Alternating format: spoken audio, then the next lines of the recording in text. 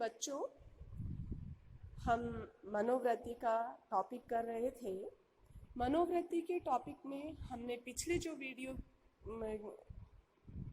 किए हैं उनमें मनोवृत्ति का अर्थ, मनोवृत्ति की परिभाषा, मनोवृत्ति के कौन कौन से संगठक हैं, उन 3 संगठनों की हमने चर्चा की थी।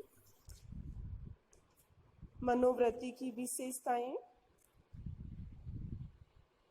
मनोवृत्ति के विकास में और निर्माण में किन किन कारकों का प्रभाव पड़ता है, और इन सब पे चर्चा की थी।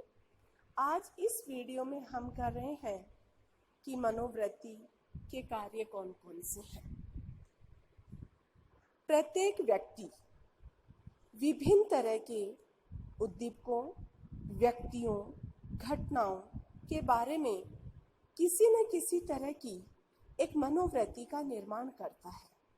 व्यक्ति मनोवृत्ति का निर्माण क्यों करता है, इस तरह के गहन प्रश्न पर चिंतन किया गया और उनसे संबंधित अध्ययनों का विश्लेषण किया, जिसके बाद निष्कर्ष पर पहुंचे कि मनोवृत्ति द्वारा कई तरह के लाभदायक कार्य होते हैं, जिनके चलते व्यक्ति किसी वस्तु, घटना तथा अन्य व्यक्ति के प्रति एक विशेष तरह की मनोवृत्ति विकसित करता है। ऐसे कार्य 5 तरह के हैं। फर्स्ट है, मनोवृत्ति द्वारा ज्ञान कार्य संपन्न होता है। मनोवृत्ति द्वारा आत्मसम्मान का कार्य भी होता है। मनोवृत्ति व्यक्ति की आत्म अभिव्यक्ति या पहचान के कार्य को संपन्न करती है। मनोवृत्ति व्यक्ति के लिए अहम रक्षात्मक कार्य भी करता है। मनोवृत्ति व्यक्ति के लिए छवि अभिप्रेरण कार्य भी संपन्न करता है। सबसे पहले पॉइंट हम कर रहे हैं, मनोवृत्ति द्वारा ज्ञान कार्य संपन्न होता है। मनोवृत्ति व्यक्ति को सामाजिक,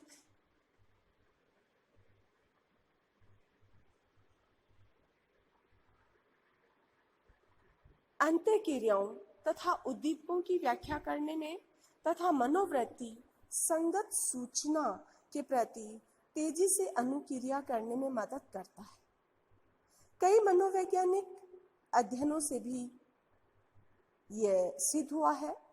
मुनरो ने 1997 में अपने अध्ययन में पाया कि जिन नई सूचनाओं से व्यक्ति की मनोवृत्ति को समर्थन मिलता है, उसे व्यक्ति उन सूचनाओं की तुलना में अधिक सही एवं विश्वासपूर्ण मानता है, जिनसे उनकी मनोवृत्ति का समर्थन नहीं मिलता है। उसी तरह से चाइकेन तथा महेश्वरन ने 1994 में अपने अध्ययन के आधार पर यह बताया कि जब कोई साधारण एवं कमजोर सूचना व्यक्ति के वर्तमान मनोवृत्ति के साथ संगत होती है, तो वैसी सूचना को व्यक्ति अधिक महत्वपूर्ण एवं मजबूत समझने लगता है। उसी तरह से जब किसी सोर्स से ऐसी सूचनाएं मिलती हैं जो व्यक्ति के वर्तमान मनोवृत्ति से मेल नहीं खाती या असंगत होती है, तो फिर वैसी अवस्था में व्यक्ति स्रोत को शक की निगाहों से देखने लगता है और एक प्रतिकूल मनोवृत्ति विकसित कर लेता है। इन अध्ययनों से यह स्पष्ट होता है कि व्यक्ति की मनोवृत्ति उद्दीपकों एवं घटनाओं से प्राप्त सूचनाओं का विश्लेषण करने में काफी सहायता करती है। दूसरा पॉइंट आता है, मनोवृत्ति द्वारा आत्मसम्मान का कार्य भी होता है। मनोवृत्ति व्यक्ति के आत्मसम्मान को भी विकसित करती है या उसे मजबूत बनाती है।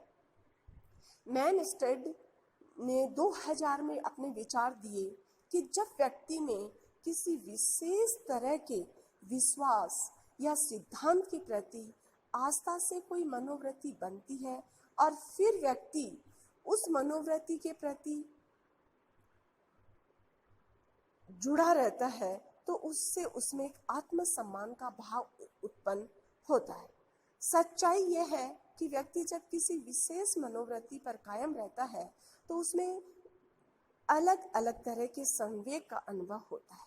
जब व्यक्ति की मनोवृत्ति किसी नैतिक नियम पर आधारित होती है और वह वहां भी धोखा या छल नहीं करता है जहां उसे वैसा करने का पर्याप्त अवसर मिलता है, तो इससे स्वभावतः उसका आत्मसम्मान तथा आत्म उत्कर्षता अधिक मजबूत हो जाती है।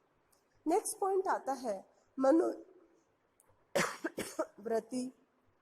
व्यक्ति की आत्म अभिव्यक्ति या पहचान के कार्य को संपन्न करती है। मनोवृत्ति व्यक्ति को उसके महत्वपूर्ण विश्वासों, मूल्यों की अभिव्यक्ति करने में सहायता करती है। दूसरे शब्दों में कहा जा सकता है, मनोवृत्ति व्यक्ति को पहचान या आत्म अभिव्यक्ति कार्य में मदद करता है और इस तरह से व्यक्ति ये संचारित करने में सक्षम होता है कि वह कौन है।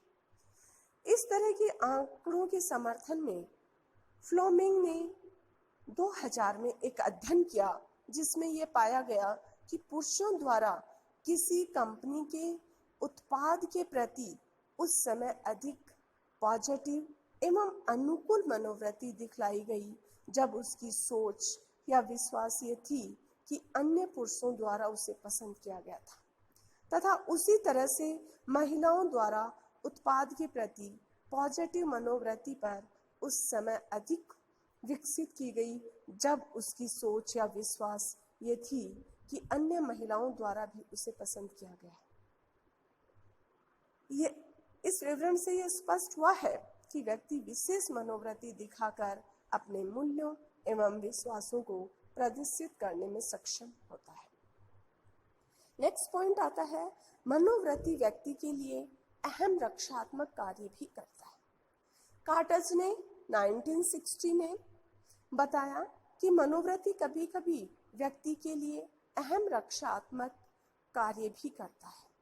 इसका अर्थ यह हुआ कि व्यक्ति कोई विशेष मनोवृत्ति विकसित करके अपने बारे में प्राप्त अनवांटेड इंफॉर्मेशन से अपने आप को सेफ करता है। जैसे जो लोग कट्टर धर्मपंथी होते हैं वे ऐसा हाव भाव तथा मनोवृत्ति दिखलाते हैं मानो वे किसी भी तरह के पूर्वाग्रह तथा विभेद के खिलाफ। इस तरह की मनोवृत्ति बनाकर सचमुच में वे अपने आप को इस तथ्य से पहचान से बचा लेते हैं कि वे सचमुच में वे विभिन्न सामाजिक समूहों तथा पार्टियों के प्रति अत्यधिक पूर्वाग्रहित है। इसी तरह से व्यक्ति ये चाहता है कि उसे दूसरों द्वारा स्वीकार किया जाए या सम्मान दिया जाए और ऐसा करने के लिए यह अन्य व्यक्तियों के प्रति उस हद तक स्वीकारात्मक एवं धनात्मक मनोवृत्ति दिखलाता है जितना कि सचमुच में उसमें रहता नहीं।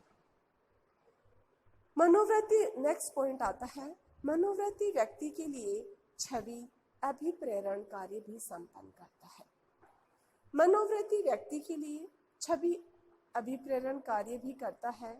व्यक्ति दूसरों के नजर में अपने बारे में एक उत्तम छवि का निर्माण करना चाहता है और इसके लिए वह एक सही मनोवृत्ति विकसित करके एक उचित विचार की अभिव्यक्ति करता है। अध्ययनों से जो तथ्य सामने आए हैं वह इस बात के साक्षी है कि जिस सीमा तक मनोवृत्ति द्वारा ये कार्य किया जाता है उससे सामाजिक सूचना का संसाधन प्रभावित होता है। इस तथ्य की पुष्टि मैन स्टडीड ने 2001 में अपने अध्ययन में किया। इन अनुसंधानकर्ताओं की उपकल्पना ये थी कि जब मनोवृत्ति द्वारा छवि अभिप्रेरण कार्य किया जाता है तो व्यक्ति अपनी मनोवृत्ति को समर्थन देने के ख्याल से अधिक तर्क देता है और व्यक्ति में दूसरों को प्रभावित करने का अभिप्रेरण जितना ही अधिक होगा वह उतना ही अधिक से अधिक तर्क प्रस्तुत करेगा। इस उपकल्पना की जांच के लिए इन्होंने कुछ कॉलेज छात्रों को एक संदेश जो कठोर औषध हार्ड ड्रग्स के वैधीकरण के पक्ष में था को पढ़ने के लिए कहा गया और इसके बाद छात्रों से कहा गया कि उन्हें अपने विचारों का बचाव करना होगा। छात्रों के 3 समूह द्वारा इस अध्ययन में भाग लिया गया छात्रों के एक समूह से ये कहा गया कि उसके निष्पादन का मूल्यांकन नहीं किया जाएगा। दूसरे ग्रुप को कहा गया कि उसके निष्पादन का मूल्यांकन अन्य व्यक्ति से किया जाएगा और छात्र के तीसरे ग्रुप को यह कहा गया कि उनका निष्पादन 3 अन्य व्यक्तियों द्वारा किया जाएगा। अध्ययन से पता चला कि पहले समूह में परियोजना या सहभागियों का छवि अभिप्रेरण कम था, दूसरे ग्रुप का साधारण था और तीसरे ग्रुप का अधिक था। संदेश को पढ़ने तथा उस सूचना को प्राप्त करने के बाद सहभागियों ने अपनी अपनी मनोवृत्ति का बताया और साथ ही साथ यह भी बताया कि किस सीमा तक वे औसत के वैधीकरण के लिए नए नए तर्क सोच रखे थे।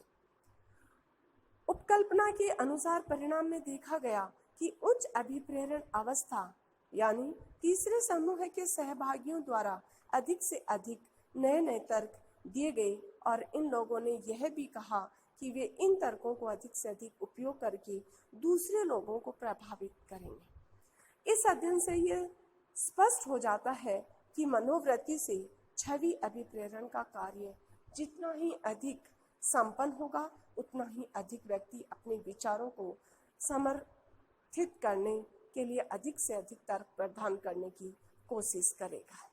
इस तरह से स्पष्ट होता है कि मनोवृत्ति द्वारा कई तरह के कार्य संपन्न होते हैं।